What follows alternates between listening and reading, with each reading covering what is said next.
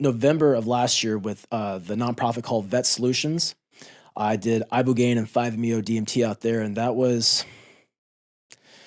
that's after years of doing mushrooms, LSD, DMT, ayahuasca, changa, and then to be able to do Ibogaine and the 5-MeO they were the absolute game changer for me. How so? Ibogaine, imagine it's a slow worker. Once it's in you, it's working. I had a completely different reaction to everyone else. That was guided? It's not. These weren't guided. They were like you're in like a ceremonial room type of stuff, and like you have like watchers, but like hey, here's your doses, and here's your little rattler, and you're like shaking. And once you start to have the effects, you like put your blindfold on, you go do what you got to do. And I went out there. I felt so called to let go. I don't know what it was. I felt like I couldn't cry for years.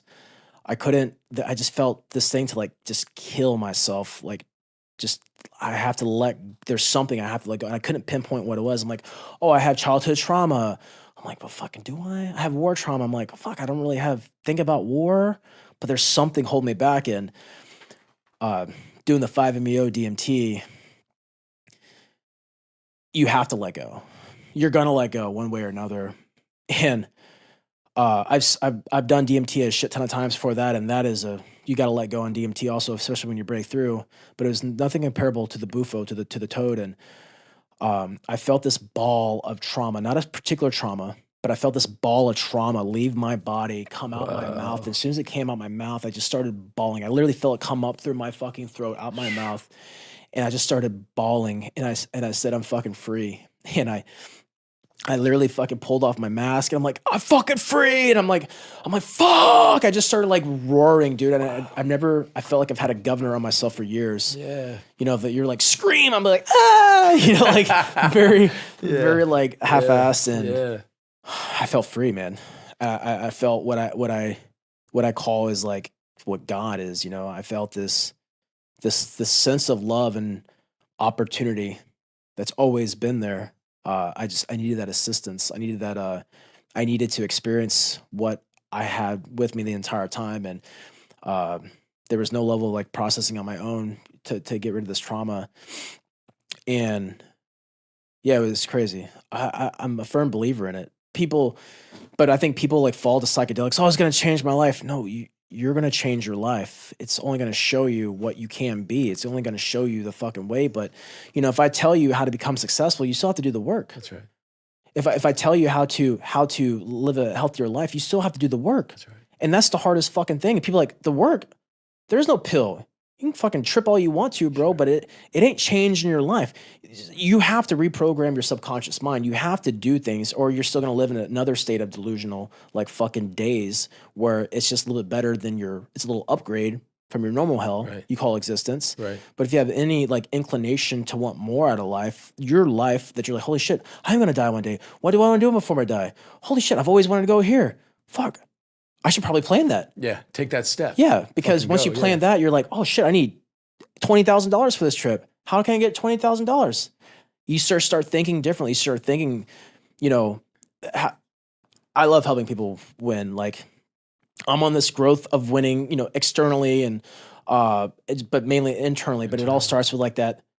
You just pull that thread and like, what's the next step? And I love being able to take the experiences of psychedelics and convey them to people, because it is not for everybody. For sure. Not everybody wants to do that. So how do you help them break their chains that are in their mind?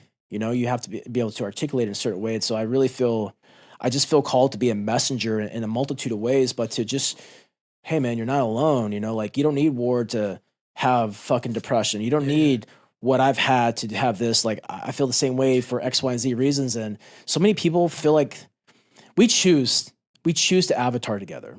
But people think because we might have the same skin color or hair, or we drive a car, or we go to work, that we're all the same, and that this is just how it is. And that's not. We choose to play this game called life. We choose to do these things.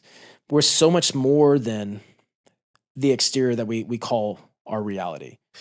Dude, and there's so much power, I think, honestly, man, for like for you to say those things and to say the things you say, and I think that for you say you don't have to go to war to have trauma. I mean, like, but look, man, like anybody, like all those voices in people's heads, it says, man, shut up, man, stop being a fucking bitch, suck it the fuck up. It's like for you to say that after what you've been through, and you know what the fuck you've been through. That's why you've been able to step up to leadership. That's why you've been able to stand up to the system when the system was bullshitting you. That's why you know what the fuck you've done. And you say, hey, look, man, I'm afraid. You admit that. I was acting like shit. I was treating my wife like shit. Like for you to do that, it has such fucking immense power, because then everybody else in their life would be like, well, fuck, if he can do it, I can fucking do it. And I'm just wondering, like specifically, like what has been your experience, whether it's in like, you know, the teams community, or whether it's in like the veterans community period, or just in general, like with depression, with suicide, with people getting kind of swallowed alive with this stuff, and where do you think this plant medicine